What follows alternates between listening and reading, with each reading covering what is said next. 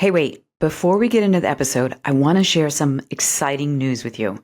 My new book comes out September 30th, and it's called Less Lost, Finding and Being Yourself in the Wilds of Ordinary Life. It's part memoir, part field guide to being yourself in a world that keeps asking you to be someone else. And in it, I share stories from yoga sessions, motorcycle rides, encounters in nature, and even a run-in with the Dalai Lama. And every chapter pairs a story with an embodied practice or tool you can actually use in your own life, not to fix yourself or chase perfection, but to reclaim forgotten parts of who you are, stand in discomfort without disappearing, and belong to yourself without losing connection. Less Lost drops September 30th, and I can't wait for you to grab a copy for yourself and maybe one for a friend who could use the reminder, you don't need to fix yourself. You just need to find your way back to being yourself. All right, now on to the show.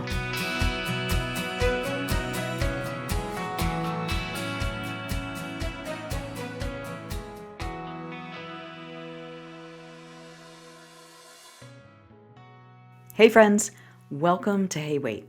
If you're tuning in for the first time, I am so glad you found your way here. You're joining a community of people who move through the world in a deeply relational way, but who haven't always felt good about how they show up in their relationships. And this space is about learning together how to shift that. And if you've been with me for a while, I want to say thank you so much. It is such a joy to create this show for you, and I'm so glad that you're back again this week. As you know, on the show, we dive into the ways we relate to everything from alcohol and food to energy and emotions, and of course, to ourselves and other people. But there's one major relationship we haven't really looked at yet, and it's one of the most consuming and potentially defining relationships that most adults have, and that's your relationship with work. And here's what I'm going to guess. If you identify as neurodivergent or highly sensitive or LGBTQ+, BIPOC, or you have a history of trauma, it's likely that one of your survival strategies is achievement and excelling in work. You push hard, you gather accolades, and you aim for success. And so for you, work isn't just what you do for a living, it's also perhaps in some way your coping mechanism for feeling safety, belonging, and mattering. My guest today, Dr. Kyle Elliott, knows this pattern intimately. Dr. Elliott is an LGBTQ+ trauma-informed career coach. He's a writer, he's a speaker, and a mental health advocate. His first job was in elementary school where he ran the snack bar during recess. And from there, he kept chasing titles and recognition for years. He's amassed 3 degrees, including a doctorate, and countless certificates. And he's worked with over 1,000 one-on-one clients in Silicon Valley's biggest companies. He's given hundreds of speaking engagements, and he's appeared in nearly every major business publication out there. And perhaps like you, there was a time when Dr. Elliott thought he could outwork his anxiety. Spoiler alert, he couldn't. But what he discovered instead is how deeply our relationship with work is tied to trauma, and how letting go of work as a coping mechanism can unlock something far more powerful, your authenticity, or as Dr. Elliott calls it, your fabulousness. In our conversation, we explore how trauma can lurk behind overachievement, how to begin breaking up with your work as an escape hatch, and what it really means to bring your authentic self to work in a world that doesn't tend to make much space for sensitivity or difference. So yes, Dr. Elliott can definitely help you rewrite your resume. But today, we're talking about the deeper rewrite he offers, the kind that gets you unstuck from patterns that are sucking the life out of you. Because as one of his mentors puts it, and I love this, Dr. Elliott kindly holds people against a wall until they solve their biggest problems and reach goals that felt utterly impossible. So if you feel trapped in the hustle, burned out by constant striving, or wonder who you'd be without all the performing in your work life, Dr. Elliott is here to kindly hold you against the wall and help you have a hey wait moment with your relationship with work. I am so happy that you're here. I've been really looking forward to this, Kyle. Likewise, I'm so excited for our conversation today.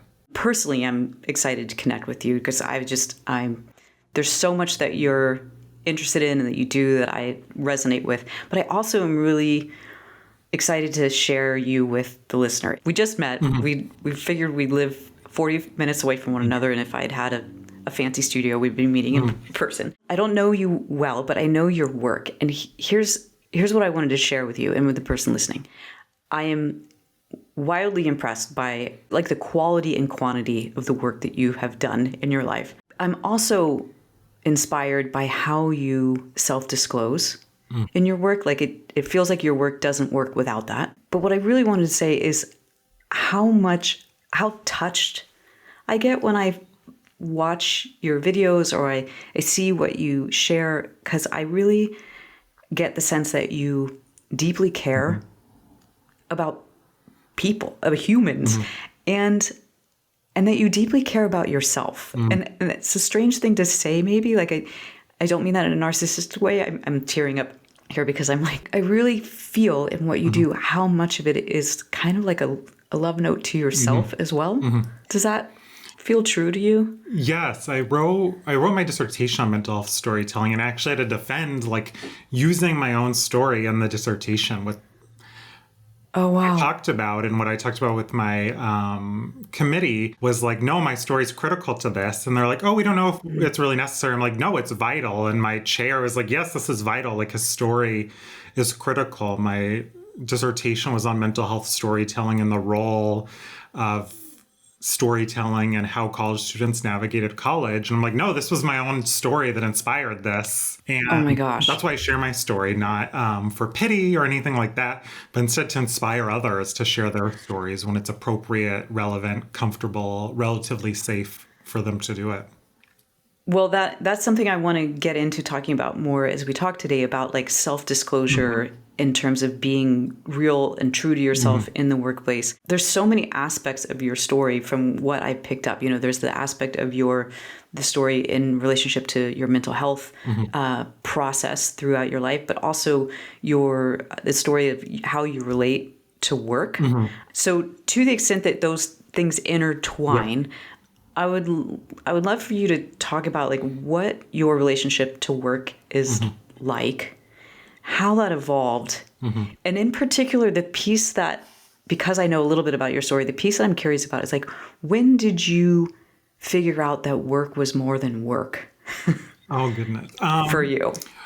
My relationship to work is interesting. I literally started working in elementary school, if you call it working. We had a snack bar at school, and at recess and lunch, I worked the snack bar. I think I got like in return a snack or like 50 cents at lunch. At Totally recess, worth I got it. like a snack. But that was my identity. I struggled to make friends, and something I was good at was working. And I remember classmates would get annoyed because I would count back their change to them. And they're like, just give me back my change. And I wanted to count it back. Going into middle school, I worked at our local fair. It's like a 10-week fair that's actually quite big. You've probably been to it, the California Mid-State Fair. So Totally been to it. the pizza booth. I worked different booths there. In high school, I started working at 14, got a worker's permit, worked at a diner. At 16, I started working at Denny's full time.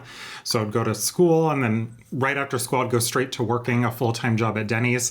So it was this part of this identity and where I could be successful. I struggled to make friends, but I could be successful at work. And I became addicted to it. It was a place I could really succeed and do well, even though I struggled to socialize. And then I realized this wasn't healthy. It took a while, but I finally realized it wasn't healthy. But it took a while. What were the to recognize signs? that. Like, what were the signs that let you know? Excuse me, I didn't mean to talk No, over no, you. you're fine. That let you know that it wasn't healthy. Like, where did you start to specific instances where you were like, something's off here? I struggled to find things out of sight of work that I enjoyed as much as work was part of it.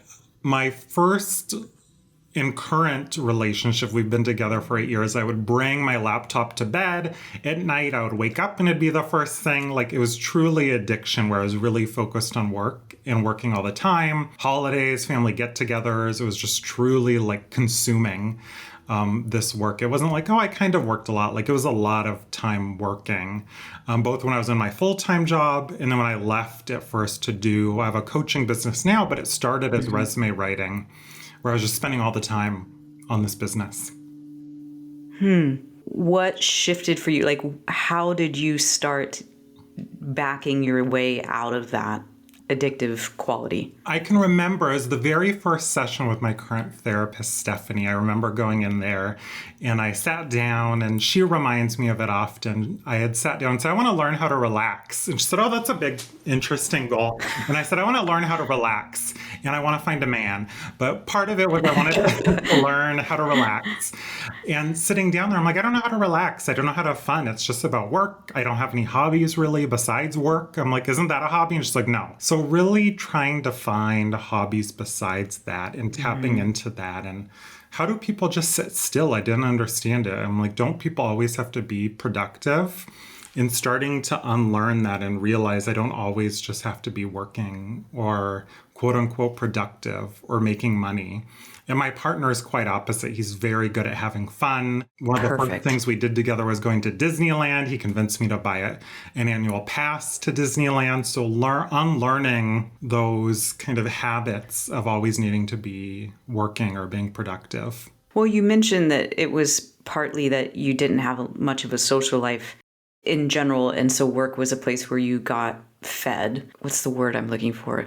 Like the ferociousness of how you approached work. That there was something else underlying that, like that there was a drive, the achievement. Like, what did that mean to you? Yeah, I wanted to be successful. I wanted to be liked. And it was a place where I could be liked and where people liked me, customers liked me, colleagues liked me. I was very good at work, so managers liked me, even back at Denny's. For 2 years straight, I think every single week, maybe 1 week I wasn't, but every single week I was number one in sales. I was just very good at work, and it was a place where I could be liked for my performance. And at school, I wasn't liked, or I felt that I wasn't liked. In the classroom, I was very good at school, and teachers liked me. Because it's performance as well. Performance. So it was a place where I could perform as well. And I had this guard up of professional Kyle that was safe and secure. And I didn't have to be vulnerable. Right. There's the piece right there. It's like you don't have to be vulnerable. There's an armoring that can happen I'm aware of it in myself. I'm aware of it, the people I work with. And I'm sure there's someone listening who's like, oh yeah, we always talk about you can't separate yourself from your work self, that you bring your humanity with you. But there is a way actually that you can separate yourself from your insides a little bit and take on the role and perform. I performed a lot. Now it's a lot less. My goal is kind of when I show up in a coaching session, when I show up on a podcast, doing a workshop, speaking, there isn't that mask, or there's a lot less of a filter. But back then there was a lot. I was very anxious, very stressed, very worried. And my goal was for that not to bleed through to work and not show up at work, to just seem like everything's fine. I'm doing great. And for people not to see through. That everything's fine, I'm doing great, for you, for everyone, leads to burnout. Oh, yeah. Eventually. Yes. Right? Like that's where you just, one day, it's like somebody unplugged you and you're like, brrr. Yeah. And I would go home and be exhausted. And thankfully I slept well. I did not compromise that. I would sleep 8, 9, 10 hours a night. And that was necessary to kind of sustain the full-time job, starting to grow my business. I remember I finished grad school a quarter early despite working full-time, having internships.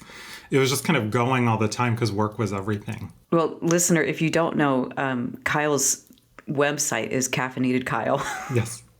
And I'm thinking, well, shit, you'd have to be caffeinated. A lot of caffeine. Now I feel like, I still drink coffee. I have one now, but it's a lot healthier relationship. We used to be like 4 or 6 coffees a day to just like go through. Power through. Yeah. So now you call yourself a trauma-informed coach, which I am as well. So some people listening will know what that means. But for the person who doesn't know what that means, can you tell us what that means and why it's important to have a trauma-informed coach when it comes to career coaching? Because mostly, and let me say this too, just real quick for the people listening, you work with tech executives, you work with top people in Silicon Valley, primarily helping them kind of find their sweet spot in work or shift jobs, that sort of thing. Why is it important to have a trauma-informed approach for that? I have two groups of people who reach out to me. One group's like, oh, you're trauma informed. That's great. We can talk about my workplace trauma. Most people, though, say, oh, it's great. You're trauma informed. That doesn't really apply to me. And then as we start talking, they realize, oh, wait, I do have trauma. We all have trauma. Sometimes it's little, or sometimes they realize there's these big traumas that have happened in their lives or that are happening now. Anyone that's living in the US or the world is going through a lot of trauma, and to honor and acknowledge that. I'm not a therapist. Some trauma-informed coaches are also therapists or social workers. I'm not. But I see trauma-informed coaching as really honoring and acknowledging the trauma that's happened in someone's life and the way that's going to impact their career. So when they're thinking about different roles that they're taking, when they're negotiating their salary, when they're having a conflict with their colleague, to recognize how trauma might be coming up. Here are the role of trauma, and say, hey, maybe this reminds you of a trauma in the past, or maybe you're getting activated because of something that's happened before. And that's going to be coming up. There's quite a few quotes. There's one about like how our life is made up of all these little traumas, and every way we react and respond is really just a trauma response or activation, and to be aware of that.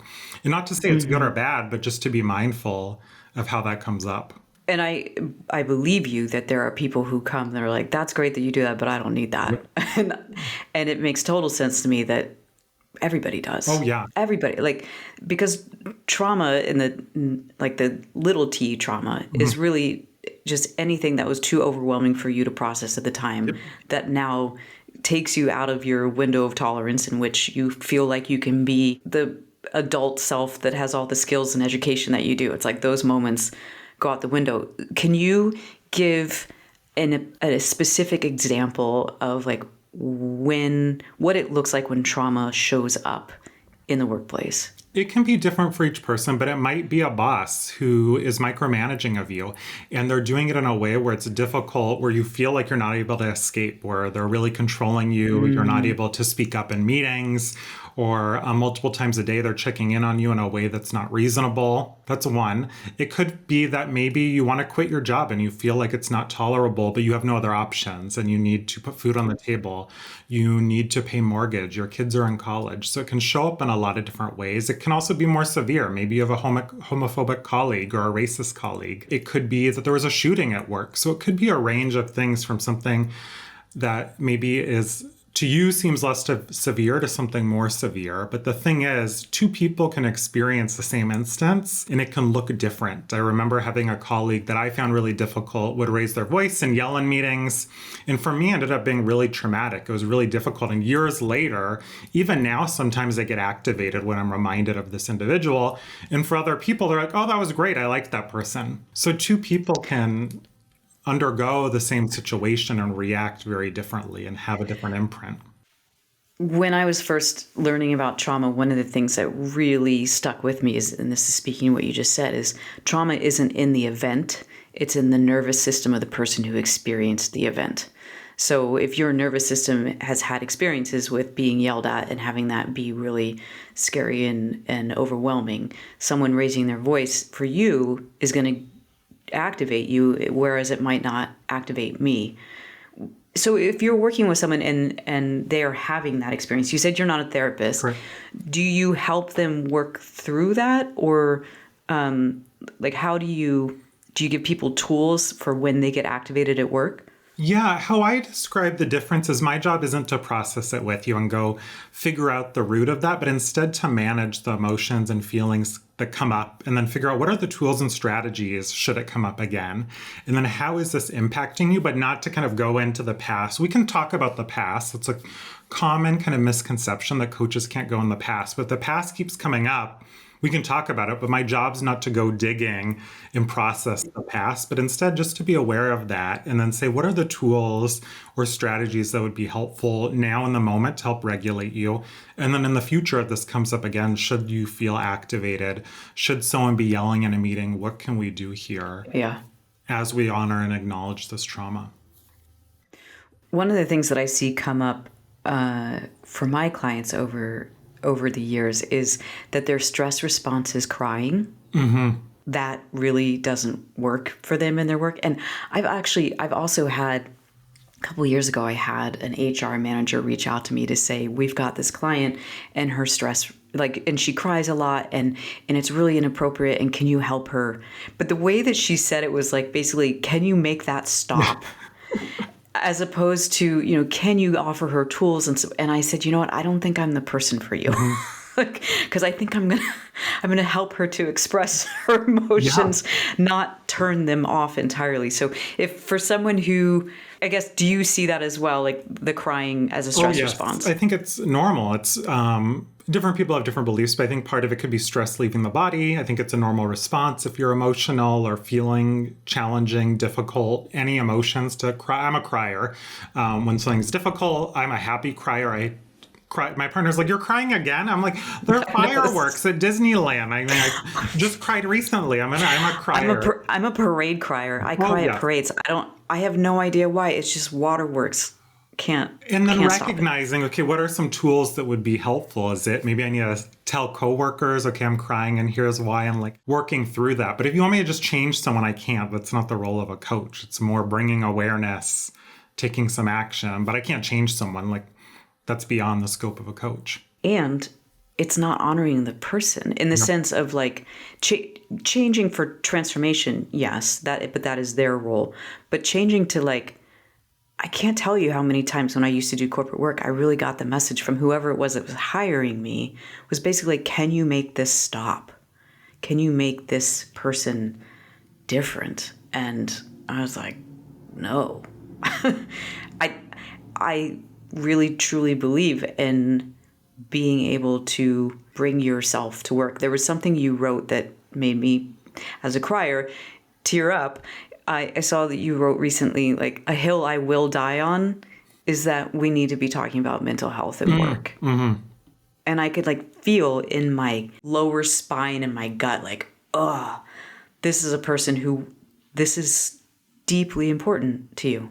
Yes, because all of us have mental health, and mental health impacts all of us. And it comes to work. It's not like we clock out our mental health or we don't think about it when we come to work. And when we talk about mental health, it is also good for business. I wish I didn't have to focus on the revenue part, the performance part, the productivity part. But when we do look at the numbers, if you support your employees' mental health, it's literally better for business. You're going to drive revenue, innovation, impact, performance, productivity. All the KPIs are going to improve when you support employee mental health. And then just from a moral aspect, it's good as well to care about people. But if that's not enough, look at the KPIs, look at revenue. Those are going to improve when you support employee mental health. For the people who are in the realm of, or who are listening and are like, I want to bring more of myself to work, this whole, the buzzword of authenticity, to me, it's one of those things where it's like, yeah, but how do I do that?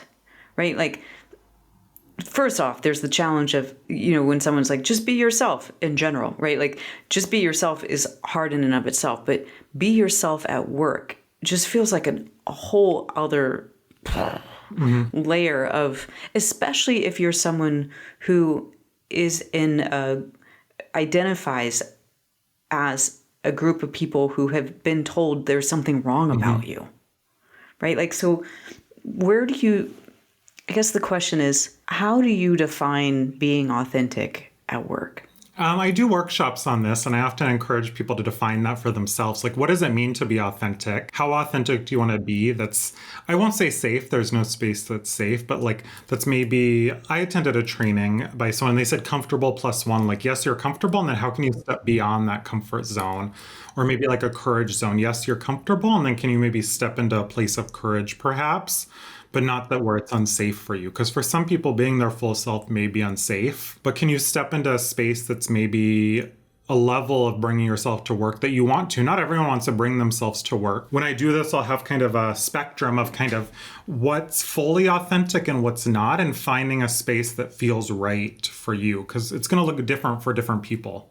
Can you give us an example of like what that difference looks like? Like, if you're on the spectrum and there's someone over here that's like, I'm going to be full on authentic versus in the middle, what do you see are the kind of the ways that they define that? I recently did a roundtable with an organization. One of the folks there said, "Oh, I recently came out as gay." And they were sharing and they're like, "Oh, I'm going to talk about my weekend." And said it was great, but I'm not going to talk about going to the club with people and going to the club and getting bottle service and partying. And it wasn't that they weren't authentic. They were just really thinking about the context. And I think part of it is contextual. We may not want to share things with coworkers because we're in the workplace and there is this power dynamic and we're in a capitalist society where we have to make money, and realizing maybe I don't want to share with coworkers about drinking. I don't think that's necessarily inauthentic, but maybe it's just choosing the setting as well. Maybe I don't want to share about politics. Is it inauthentic, or is it just choosing the setting and practicing kind of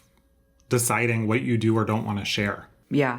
And when that comes to emotions, so I do a lot of work with people around being able to manage your emotions, express emotions. That said, I've also never had a job in corporate.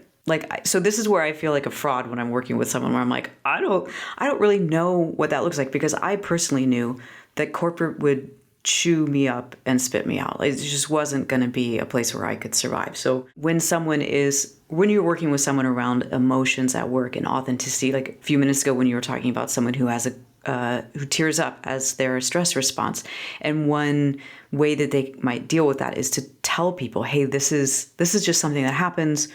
This isn't a problem, So how do you coach people to self-disclose or not around emotions? I would think about your goal. I think there's kind of two things. One could be just changing, but I would first step back and say, what is your goal? Is your goal to cry less at work? Is your goal to be perceived a certain way? I would start with your goal first. I remember someone told me I dressed too casually at this workshop I delivered, and I could just respond by changing how I dress, or I could say, maybe my goal is to only present at organizations where they're going to be okay with how I dress. I don't want to dress up in a suit. That's just not the right place for me. So I think stepping back and saying, is your goal to be perceived a certain way? Okay, maybe that's then something to change. Or maybe your goal is to not externally respond immediately to stimuli. Okay, that's something we can work on. But if your goal is just to not cry, maybe think about why that's your goal in the first place. So that's where I would start. If someone ever comes to me with something, I always say, okay, why is this important? And if you struggle to answer that, maybe it's some external bias or assumption rather than a goal that's actually internally motivated. Right. And with that, where my mind goes as I'm thinking about what you're saying is I'm thinking about the people who I've worked with in the past who, like me, I never went into corporate because I knew it was going to kill me. But people who are in corporate that really aren't, they're artists or they're creatives, or, they're people who don't feel safe in any capacity in that to be who they are, and how they've felt truly stuck. And I know you've said that one of the main things that people say to you when they first come to you is, I'm stuck. Do you see a lot of people in that space where it's they're not stuck necessarily because they're stuck in overachievement or in burnout, but they're stuck because they can't extricate themselves from the performance, the role that they've been somehow conditioned to believe is right? Oh, yes. That's a lot of people. They have a lot of I should be making this amount of money. I should be working on corporate. I mostly work with tech people or folks in the tech industry. I should be in tech, all these shoulds. And then once we break it down, we say, okay, but what does your most aligned self want? Let's get clear on that. And a lot of people don't even know themselves. So once we kind of slow down and recognize that, people say, oh, maybe the stuckness isn't internal. It's actually these external factors that are making me feel really stuck. So let me slow down and get clear on what I really want. And that can be really powerful. Well, it can also be really tricky. Like you said, people don't necessarily know. And then I'm also imagining, given my own experience and given the people I've worked with, that even if you do know, there's a whole other set of work to be done around giving yourself permission to do that. And it's slow. I think a lot of people come and say, okay, I want a miracle or I want something to happen, and it's going to take time. It took a while to get to where you are now and for all these things to layer on top. So it's going to take a while to peel away the onion and undo or unlearn some of this and relearn some new values. Our beliefs are kind of what have led up to this point. And then if you want to change those beliefs, create new values, it's going to take time as well. And that patience is something that takes time. So I'm curious then, what does it look like if I came to you today and I was like, I'm stuck, and we kind of determined early on that it's a fit problem. Like I'm doing the job that my conditioning tells me I should do. This is the amount of money I'm going to make. This is the sort of role I'm going to have. What does the work look like over time with you? I always like getting clear on the end destination because I work with a lot of people who are lacking clarity. They're getting clear on what is that end goal. It doesn't have to be forever, but at least 3-5 years from now, where are we moving toward, and getting really clear. Think of it like driving. Are we driving to Disneyland, Disney World, Disney Paris, Disney Tokyo? Where are we driving toward? And then working backwards. But a lot of people say, okay, Disneyland, let's drive there. And then they end up there and say, oh, I don't want California. I want Tokyo, or I want the moon. So sitting there and getting really clear on that and saying, is this really what we want? Let's get clear there. And then once we are clear, saying, here, are we prepared to get there? And can we just drive straight there? Do we need a lily pad before we get there, or a pit stop? And then mapping it out and starting to drive toward that. And I find a lot of people are just kind of driving, and then they end up somewhere and it's not where they really wanted. And is that part of the trauma response as well? I think so. I think a lot of people are just kind of going after something or trying to ground themselves. And then I just grab onto something. I think if someone's drowning, it's natural. Okay, let me just grab onto something, try and find something to ground me, which is normal and totally fine. And if we can kind of slow down, start to feel safe, we can say, okay, now that I'm safe, I'm not just going to survive, but how can I actually thrive and go towards something intentional instead of just anything that feels relatively safe? Yeah, because, thinking about this relationship with work, like zooming out, it's a huge relationship as an adult. I mean, for you, it started at 5th grade, but as an adult, this is where we spend most of our time. These are the relationships that we are in day out, whether or not they're people we would want to be with outside of work. This is first and foremost, as you say, for most people, this is about putting food on the table and having a place, being able to support yourself. But really it touches on meaning, purpose, identity. And I know in myself and in friends and in people I work with, like this constant decades-long tension between just paying the bills and also doing something that feels like it's meaningful and purposeful, aligns with my identity, but isn't my identity. Like there is so much complexity to be managing, which is why when I was thinking about interviewing, I was like, where the fuck do I start? Because there's like so many different aspects of this relationship with work. It's overwhelming. I think of it like a Venn diagram. What you just mentioned, there's all these things, and trying to find something that satisfies all these different aspects. And it's not just 2 or 3 circles, but it's like 100 circles, and trying to find one job that's in the middle and overlaps all those needs, wants, preferences, requirements, desires can be tricky. It was funny, the more I learned about your work, I was like, well, I want to hire him. Like, I want to see what he would say. Because after being self-employed for so many years, I can't even tell you how many times I've called a friend and been like, I just want a job. I just want somebody to give me a paycheck and not have to worry about all these different pieces. But then I think, God, if I had a job, I'd be like, I just want my freedom. I have a friend and we'll text that when it's a difficult client, or like we're working a long day or have a lot of emails on a Monday. I'm like, I just want a job. And I'm like, nope, I couldn't. Nope, I can't. Because then when clients share about a difficult boss or a colleague or like some sort of bureaucracy, I'm like, I couldn't do this either. So it's finding something in the middle of all those circles, or as many circles as possible. Do you have a specific client in mind that has a story where like you watched them or facilitated along with them this kind of process to being more authentic? Yeah, a lot. I'm trying to think of one that's most helpful to share. Yeah, I can share a few, but I can share one that's most relevant. I remember one client who was very passionate about women in the workplace, specifically women of color. And it was often on the back burner at their organization.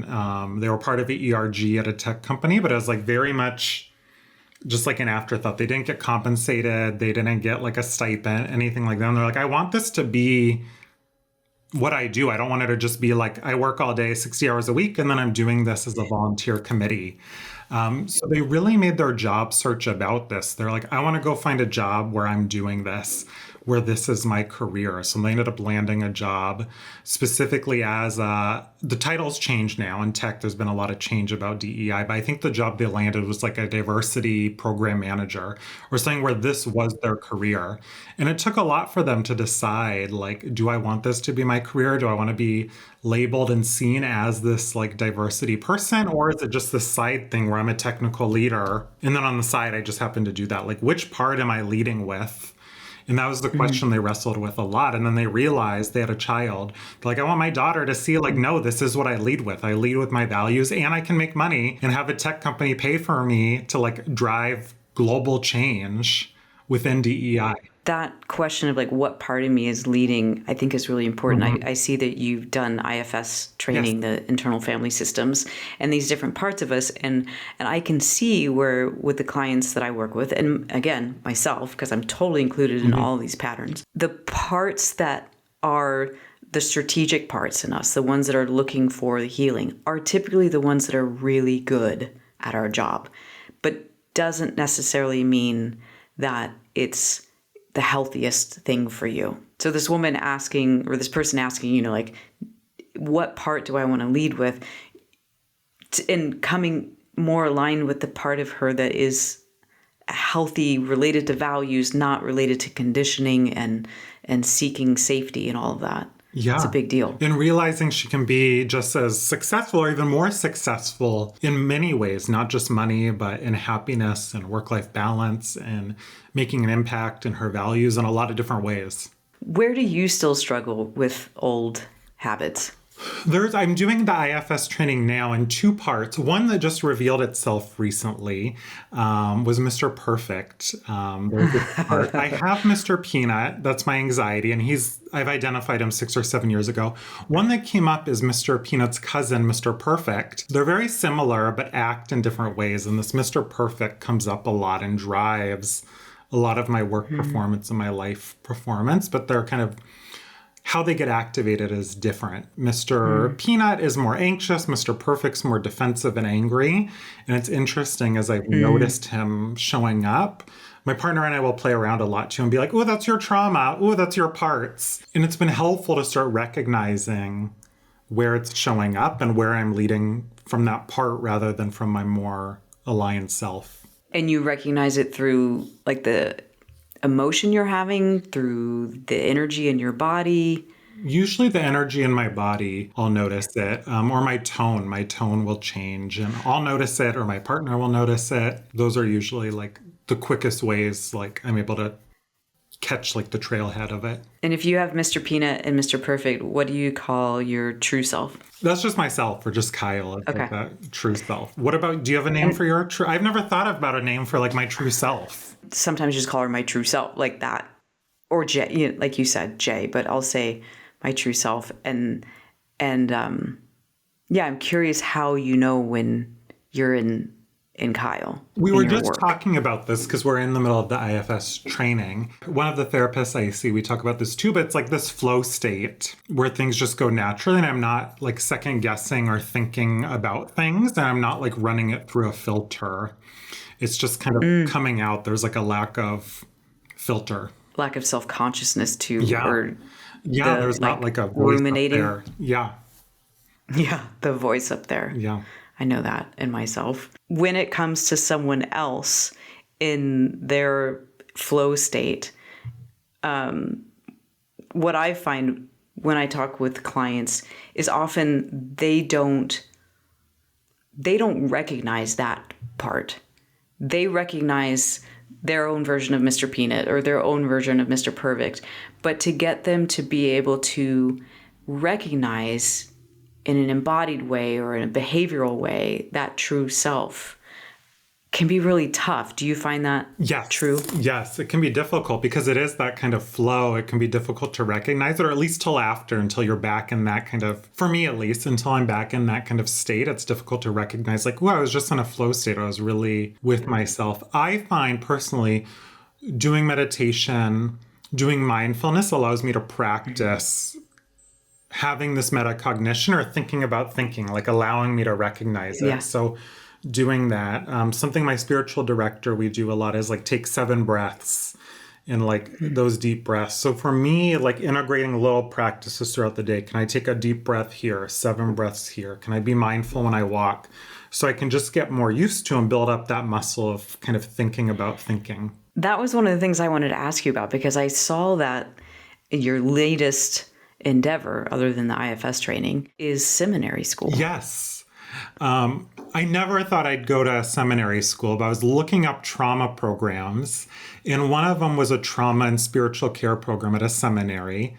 And I was like, no. And I looked it up, and it's a very progressive seminary, pro-Black, pro-LGBTQ plus, all of that. So I ended up doing a 9-month trauma and spiritual care program through them, and it was powerful. And I'm now doing a 2-year, starting in January, spiritual direction and formation program. A lot of spiritual questions have come up from clients since doing that. I don't know if it's just because I'm listening differently or if clients are just bringing more of it up. But like, what's the purpose of my job? What's the purpose of life? Just a lot more depth to the work I'm doing with clients.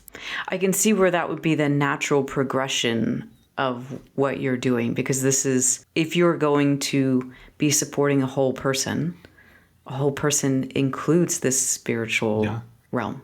And a lot of them say, okay, great, I'm happy in my life now, or I'm happy in my career, now what? What about my life? And getting to that deeper level. And what I love about this program is it's technically Christian based, but it's really exploring so much more than that. It's very open beyond that. Like, I wasn't raised Christian or anything, and it's very multi-denominational. This is how much I don't know about religion, but multi-denominational. That's so good. So it's been amazing, giving me a lot of language to support clients. What made you seek that out, especially the part of you that was like, no, and then this other part of you what was the yes? A few pieces. One was I had been working with a spiritual director. I had an existential crisis maybe 3 or 4 years ago. I was happy in my career and life. And I'm like, what's the meaning of all this then? If I'm happy and then I'm still going to die. So working with my own spiritual director helped. I'd never heard of spiritual direction. And then we were at a gay coaches conference and he's like, I'm a spiritual director. And I'm like, I don't even know what that is. And that helped. Part of it, I think, was the universe. I was looking up trauma programs at the time that he was helpful in seeing that. And then part of it was the questions clients were asking, and it felt like it was pushing me, some of their questions, beyond my knowledge. They're like, okay, Kyle, how do I find the meaning of life? Or I'm happy in my career. These questions, and I wanted more tools, and they've really, it's really helped and been at the perfect timing. You know, what you were saying earlier about how meditation helps and all of that. One of the greatest ways I've found for healing trauma is to find the thing that is bigger than you as well, that holds you. In that faith, whatever that means to you, but having some sort of faith. Right, and not as a way of bypassing, the spiritual bypassing and just this was all meant to be, but I think about it in terms of just someone who's feeling stuck in their work and how small that can feel. How trapped and myopic and closed in it can feel to feel stuck for whatever reason it is in your work. And things that expand that, one of them is being able to tap into faith. Yeah. And my job isn't to tell clients what to think or how to think, but just to it's really just allowed me to have better context for these conversations, and then just new questions or ways of thinking. I'm simplifying this, but pastoral care, they don't really ask questions. It's more of a active listening. And as a coach, I'm that's all we do. So it's allowed me kind of like a buffet. I think of each training I do, the pastoral care, the internal family systems. Like each thing I do is just like another item that I can pull from a buffet when working with a client and be like, oh, here's something.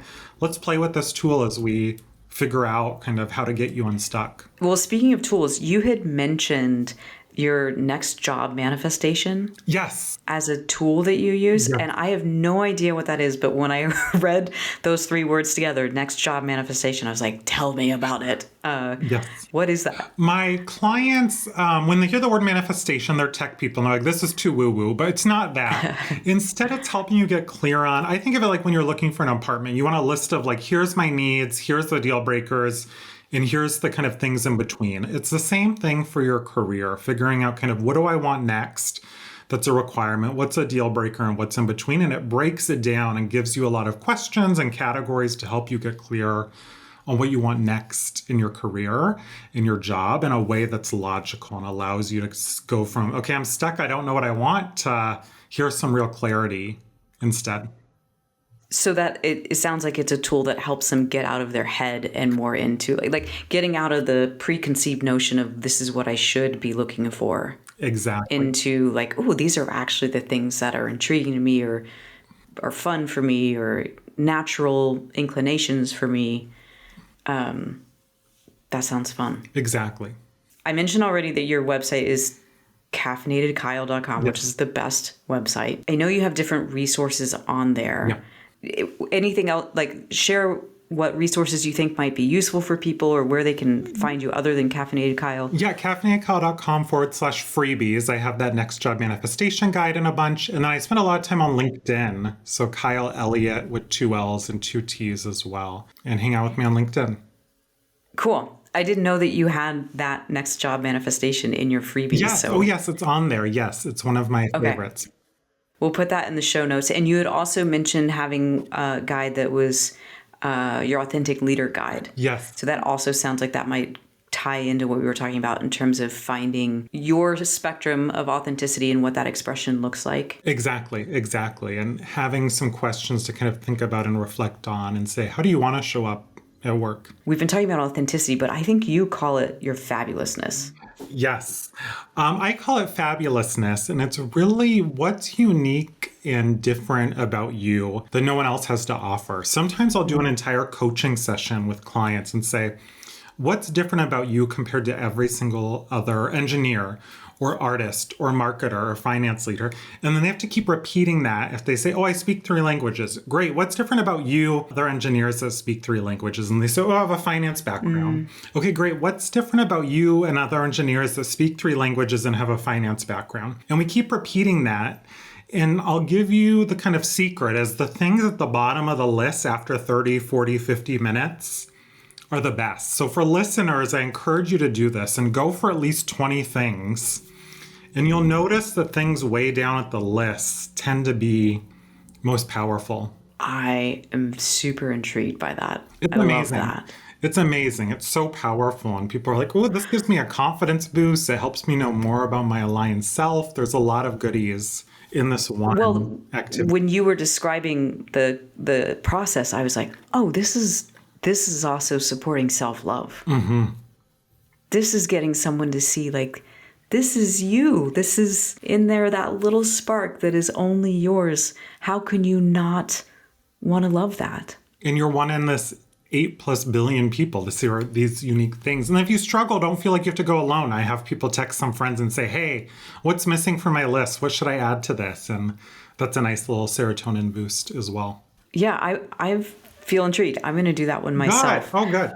Because I'm always, as a self-employed person, the work is always iterating. Yeah. Always. Because it is an expression of your own process of understanding and self-awareness and growth and healing and all of that. So I feel like I often find myself in the place of like, am I actually aligned right now? Am I honoring the healed parts of me in my work? Or just because, my strategic selves are caregivers. Mm-hmm. And so of course I became a coach, right? So there are days where sometimes I'm like, maybe I should be an interior designer because that's what I like to do when I was a kid. I like to move my furniture around. And like, that's what I did when I felt fun and I felt safe and all of that. Like, so I'm always curious about like, where are the where are the pieces that I am not yet honoring? So I'm excited for the listener to get to try it, but selfishly, I'm also like, I'm going to do that. It's powerful. I do it a lot. Not every time I do it with clients, it'd be overwhelming for the people I pull. But probably every few weeks I do it when I'm doing it with a client or a workshop. I'll say, hey, mom, dad, Missy, Kelsey, my partner. And I'll be like, hey, can you give me some things that make me fabulous or unique? And it's powerful to see what you get back. You do that every few weeks? Every few weeks, yeah, it's helpful. Because sometimes people have new nuggets or new ideas. And wow. That shifted something in my brain where like, oh, I get to have that as an ongoing Why not? piece. It's not just like this is a year in review sort of thing or every 5 years. Because it can be quick. Like, You can be like, what are 5 words or what are some, and it can be different. I'm a huge fan of feedback and just getting kind of spot feedback as you go. Okay, so the final question I always ask everybody is, and you might have already touched on this in different ways, but how do you stay with yourself particularly when you're around other people? Like, do you have a ritual or do you have a practice that when you start to feel like you might be spinning out into getting activated, or you might be going into Mr. Peanut, which I love that name, by the way. I didn't say that, Mr. Peanut or Mr. Perfect. Like, when you catch yourself doing that, how do you bring yourself back? 2 things, they kind of go hand in hand. One is breathing. So I'm a big fan of like taking some deep breaths. The other is tapping, emotional freedom technique, or EFT, like getting 2 fingers, that like karate chop point. Yeah. I love it because I can do it in a session with a client, a speaking engagement in the car, like anywhere, and people don't see it unless like my partner or something knows that that's something I do. Like it's something you can do anywhere and really like bring me back to calm. And there's different spots you can do it, but that karate chop spot, it can just be done anywhere. If you're not watching the video, he's touching the pinky side of his fist with just 2 fingers, and you're just tapping it, and it can just really bring you into your body and be present. Brad Yates on YouTube has a bunch of videos. Some of them are like so calming, I literally fall asleep like sitting there watching them, and really gets Mr. Peanut, Mr. Perfect to like quiet down. But I love this one if I just feel a little anxious, to bring me back to center. It's good too, because for those people, which is so many of us, who have a hard time being embodied, you know, to tell someone to start breathing for some people is really hard, or to ask someone to orient to a sensation that they're feeling in their body. If they're already activated or they're dissociated, that's so hard. But to actually just, it's almost like, hey, are you there? Like a little knocking on your own door. It's not as confrontational, I guess I would say, a way of trying to reconnect with yourself. Yeah, and for some people it can be traumatic to breathe or tune into your body. So this is, I never thought of it as knocking, but it's a little knocking, just, hey self, I'm here. Yeah. So for the person listening, if you don't know, check out EFT, emotional freedom technique, because it can be incredibly powerful for shifting the channel that you're on in your mind, in your body, for sure. Thank you so much. I want to call you Dr. Kyle. I know you said just call you Kyle, but I do want to call you Dr. Kyle. Thank you. I'm like your dad. I want to send, yes, send everything I said. He was saying beforehand that his dad likes to send him things in the mail to Dr. Kyle Elliott. Thank you. I really appreciate the insight. And I really encourage the person listening, like, you do have so much. In addition to your freebies, you have a lot of really, I would say, encouraging posts on LinkedIn around what it means to be a stand for your own mental health, be a stand for your own wholeness when it comes to work. And I don't see many people not just talking about it, but like living it in quite the same way that I see you. So I'm really grateful for you sharing parts of your story. I know there's a lot more to it, and I hope people follow along and check you out. Awesome. Thank you for having me. You're welcome. And I always end with saying the same line, and that is that your insides matter and the right people will meet you there. So stay with yourself. And today I was thinking of it as we were talking. I was like, I want to add a couple of words to that in light of what we've talked about, which is your insides matter and the right people will meet you there, even at work. So stay with yourself and find the places where you get to be you. And I look forward to having you back next week.